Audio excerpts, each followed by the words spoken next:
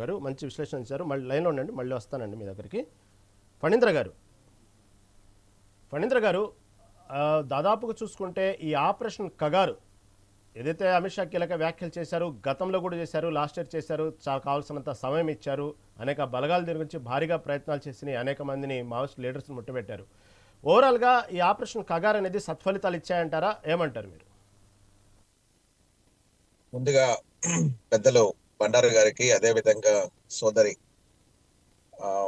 స్వరూప గారికి, అదే విధంగా కొత్త కొత్త విధి విధానాలతోటి ముందుకు వస్తున్నటువంటి మన మెగా 9 టీవీ ప్రజల్లో చైతన్యం కల్పిస్తున్నటువంటి కొత్త క్వాలిటీస్ తోటి రహీం గారికి, మొత్తం అందరికీ కూడా నమస్కారం తెలియజేస్తున్నాను. ఈ రోజు ఒక మంచి టాపిక్ తో మళ్ళీ వస్తున్నాం. అందుకే నేను కూడా ఒక ప్రయాణంలో ఇప్పుడే నేను ఒక ట్రైబల్ ఏరియా నుంచి వస్తూ కూడా ఎప్పుడైతే మన యొక్క డిబేట్ అనేది ఉందో వెంటనే ఆపి ఇక్కడ మాట్లాడటం అనేది జరుగుతుంది. చాలా చక్కటి టాపిక్. ఈ ఆపరేషన్ కగార్ అనేది ఇది నిజంగా ఒకప్పుడు బ్రిటిష్ పరిపాలన, నిరంకుశత్వ పాలన నుంచి, తర్వాత రాజుగారి ప్రభుత్వ పాలన నుంచి ఎంతో మంది ప్రజలు నిరంకుశత్వంలో బానిసలైనటువంటి యొక్క ప్రజల కోసం ఎన్నో సాయుధ దళాలతోటి పోరాటాలు చేసినటువంటి మావోయిస్టులు ఈ రోజున ఎంతో మంది, ఈ రోజున నక్సలిజంలో ఎంతో మంది చైతన్యవంతుల్లో చదువుకున్న వాళ్ళందరూ కూడా ఒక నక్సలిజంలోకి వచ్చి ప్రజలని రక్షించే విధంగా, నిరంకుశత్వ పాలనని అణగగొట్టే విధంగా ఈ రోజు వాళ్ళు ఎంతో మంది వాళ్ళ ప్రాణాలను వదిలి, వాళ్ళ జీవితాలను వదిలి ఈ రోజున ఎంతో మంది యొక్క ప్రజల్ని తీసుకొచ్చినటువంటి పరిస్థితి మనం చూస్తున్నాం. గ్రామీణ ప్రాంతాల్లో కానీ, ట్రైబల్ ఏరియాస్ లో కానీ, ముఖ్యంగా పేద బడుగు బలహీన వర్గాల్లో ఉన్నటువంటి ప్రజల్ని చైతన్యవంతులు చేయడం అనేది జరిగింది. అది గతంలో ఉన్నటువంటి పరిస్థితి. కానీ రాను రాను మారుతున్నటువంటి టెక్నాలజీ, మారుతున్నటువంటి పారిశ్రామిక వ్యవస్థ, మారుతున్నటువంటి విద్యా వ్యవస్థలు, మారుతున్నటువంటి మౌలిక సదుపాయాలు రాష్ట్రాల్లో కానీ, కేంద్రాల్లో కానీ, ఒక భారతదేశం ఈ రోజున ప్రపంచంలోనే ఒక ఎంతో ఉన్నతమైనటువంటి స్థానానికి వెళ్తున్నటువంటి తరుణంలో ప్రజల్లో ఒక అవగాహన రావాల్సిన పరిస్థితి ఉంది. ప్రజల యొక్క మేలు కోరేటువంటి అవకాశం ఉంది.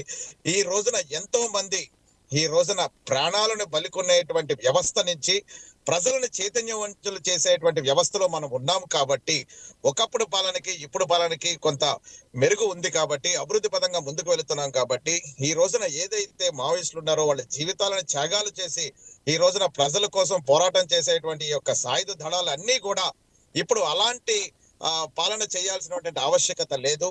ప్రజల్లో చైతన్యవంతులు అవుతున్నారు. ప్రభుత్వాలు కూడా వాళ్ళకి తగ్గట్టుగా సరైనటువంటి సదుపాయాలు ఇస్తున్నాయి.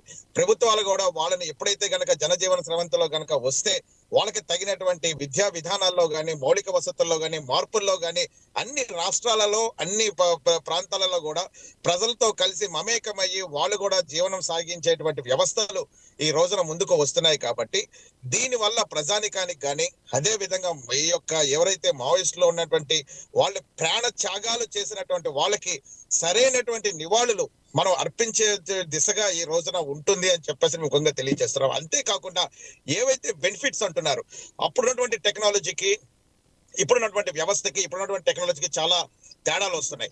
వాళ్ళు ఇప్పటికీ కూడా అదే విధంగా కనుక వాళ్ళు ముందుకు వెళ్ళే పరిస్థితిలో ఎంతో మంది మళ్ళీ ప్రాణత్యాగాలు చేసుకునేటువంటి వ్యవస్థ ఉంది కాబట్టి, దాన్ని మార్చుకోవాల్సినటువంటి వ్యవస్థ ఉంది కాబట్టి, ఇప్పటికైనా సరే కూడా మావోయిస్టులు వాళ్ళు చేసేటువంటి త్యాగాలని జనజీవంతలో కలిసి వాళ్ళు ముందుకొచ్చి, వాళ్ళు కూడా అన్ని విధానాల్లో కూడా ముందుకొచ్చి దేశ అభివృద్ధి కోసం, ప్రాంత అభివృద్ధి కోసం, వాళ్ళ యొక్క ధ్యేయాల కోసం, వాళ్ళ యొక్క ఏదైతే ఔనిత్యం కావాలనుకుంటున్నారో, ఏదైతే అభివృద్ధి కావాలనుకుంటున్నారో వాళ్ళు కూడా జనజీవనంతో కలిసి చక్కగా వాళ్ళు కూడా విధి విధానాల్లో కలిసి మెలిసి వాళ్ళు కూడా వచ్చి ఆ విధానాల్లో, రాష్ట్రాల్లో మౌలిక వసతులపై మార్పుల కోసం అని వాళ్ళు నిరంకుశంగా, వాళ్ళు హ్యాపీగా చక్కగా వాళ్ళు చేయాల్సినటువంటి ఆవశ్యకత ఉంది. కాబట్టి గతంలో ఆయుధం పట్టుకుంటే గానీ ఎటువంటి న్యాయం జరిగేటువంటి విషయం లేదు. కానీ ఇప్పుడు అలాంటి పరిస్థితి లేదు. ఇప్పుడు అన్ని రంగాల్లో కూడా, అన్ని వ్యవస్థల్లో కూడా పేద బడుగు బలహీన వర్గాలు వాళ్ళకి కావాల్సినటువంటి విధి విధానాల్లో కూడా మార్పులు వస్తున్నాయి. కాబట్టి వాళ్ళు ఎంత త్వరగా జనజీవనంలో వస్తే మరిన్ని మార్పులు మనం రాష్ట్రాల్లో గాని, గ్రామీణ ప్రాంతాల్లో గాని, వీధి విధానాల్లో గాని మార్పులు వాళ్ళు కూడా చదువుకుని వాళ్ళు కూడా ఎన్నో విధానాల్లో కూడా మార్పులు తీసుకొచ్చే విధంగా ఉంటే రాష్ట్ర అభివృద్ధి, దేశ అభివృద్ధి ఎంతో విధంగా ముందుకెళ్ళేటువంటి పరిస్థితి. గతంలో ఎంతో మంది సుమారు పోలీసులు గాని, అదే విధంగా మావోయిస్టు దళాలు గాని, పెద్ద పెద్ద వాళ్ళు చదువుకున్న వాళ్ళు, ఎన్నో దేశానికి అవసరమైనటువంటి వాళ్ళ జీవితాలు త్యాగం చేసి బలైనటువంటి యొక్క మావోయిస్టులకి నిజమైనటువంటి నివాళులు అర్పించాలి అనుకుంటే గనక వాళ్ళు జనజీవన స్రవంతిలో కలిసి చక్కగా ఈ యొక్క దేశ అభివృద్ధి కోసం కనుక వాళ్ళు ఏదైతే కావాలనుకుంటారో, వాళ్ళు ఏదైతే విధి విధానాలు మార్పు కావాలనుకుంటున్నారో, వాళ్ళు ఏ విధంగా ఈ యొక్క దేశాన్ని కానీ, వాళ్ళ యొక్క ప్రజానికాన్ని కానీ, వాళ్ళ యొక్క ప్రజలు ఏ విధంగా వాళ్ళు చూడాలనుకుంటున్నారో, నిజమైనటువంటి మావోయిస్టుల యొక్క ఎజెండా, నిజమైనటువంటి వాళ్ళ యొక్క ఏదైతే ధ్యేయం ఉందో, నిజమైనటువంటి వాళ్ళ యొక్క ఏదైతే పరిపాలన వ్యవస్థను కోరుకుంటున్నారో వాళ్ళు ఈ రోజున ఏదైతే అమిత్ షా గారు ట్వీట్ చేసినటువంటి ఆపరేషన్ కగార్ అనేది ఏదైతే ఉందో వాళ్ళు నిజంగా ఒక మంచి తరుణం ఇది. వాళ్ళు కూడా చక్కగా వాళ్ళ యొక్క కుటుంబాలతో కానీ వాళ్ళ యొక్క అన్ని విధానాల్లో కూడా వాళ్ళు కూడా వచ్చి చక్కగా కలిసి దేశాభివృద్ధికి రాష్ట్ర అభివృద్ధికి పాటుపడే వ్యవస్థను ముందుకు తీసే విధంగా చాలా బెనిఫిట్స్ ఉంటాయండి. చాలా బెనిఫిట్స్ అంటే ఈ రోజున మావోయిస్టుల తాలూకా ఉద్యమాలు కానీ వాళ్ళ యొక్క ఆలోచనలు కానీ వాళ్ళ యొక్క విధి విధాలు కనుక మనం చూస్తే ఈ రోజున వాళ్ళు కేవలం త్యాగమూర్తులుగా వాళ్ళ యొక్క మొత్తం కుటుంబ వ్యవస్థను కూడా వదిలేసి వాళ్ళు పోరాటాలు చేస్తున్నారంటే వాళ్ళలో ఎంత ధైర్యం ఉంటుంది, వాళ్ళలో ఎంత ఆలోచన ఉంటుంది, వాళ్ళలో ఎంత దాన్ని ఏమంటారు ఏదైనా సరే తట్టుకోగల క్యాపబిలిటీ కెపాసిటీ ఉంటుంది. అది నిజమైనటువంటి పరిపాలన వ్యవస్థకి వాళ్ళ యొక్క అవసరం ఎంతో ఉంది. ఇప్పుడున్నటువంటి పరిస్థితుల్లో మన దేశం కోసం, వాళ్ళ రాష్ట్రాల కోసం, పేద పడుగు బలహీన వర్గాల కోసం వాళ్ళు ఇటువంటి ఆయుధాలు పట్టుకునే దానికన్నా వాళ్ళ యొక్క నోటి ద్వారా, వాళ్ళ యొక్క చేతుల ద్వారా, వాళ్ళ యొక్క పనితనం ద్వారా, వాళ్ళ యొక్క రాజకీయ వ్యవస్థలో కూడా వాళ్ళు కూడా ముందుకొచ్చి రాజకీయ వ్యవస్థలో పెనుమార్పు రాజకీయ బాట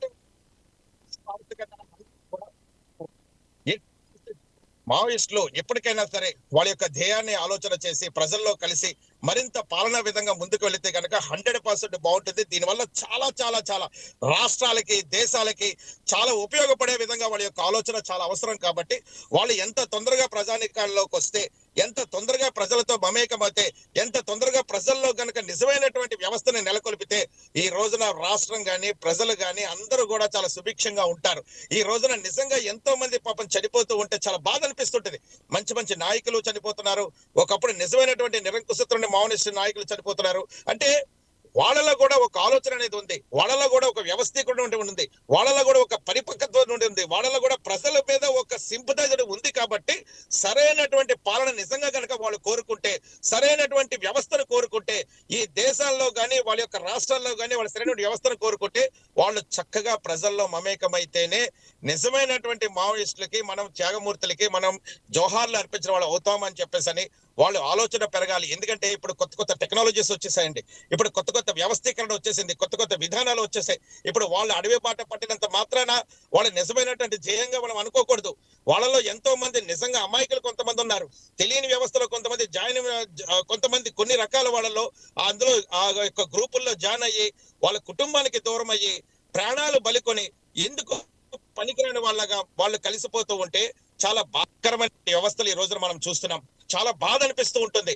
వాళ్ళ ఆలోచనల సరళిని సరైనటువంటి విధానాల్లో, సరైనటువంటి వ్యవస్థలో, సరైనటువంటి పరిపక్వత కలిగినటువంటి విధానాల్లో, పరిపాలన వ్యవస్థలో నిజంగా గనక వాళ్ళు కనుక మార్పు కావాలని కోరుకుంటే గనక జనజీవన స్రవంతిలో కలిసి, ఎందుకంటే వాళ్ళకి ప్రశ్నించే హక్కు వాళ్ళకు ఉంటుంది, ప్రశ్నించే ధైర్యం వాళ్ళకు ఉంటుంది, ప్రశ్నించే దమ్ము వాళ్ళకు ఉంటుంది.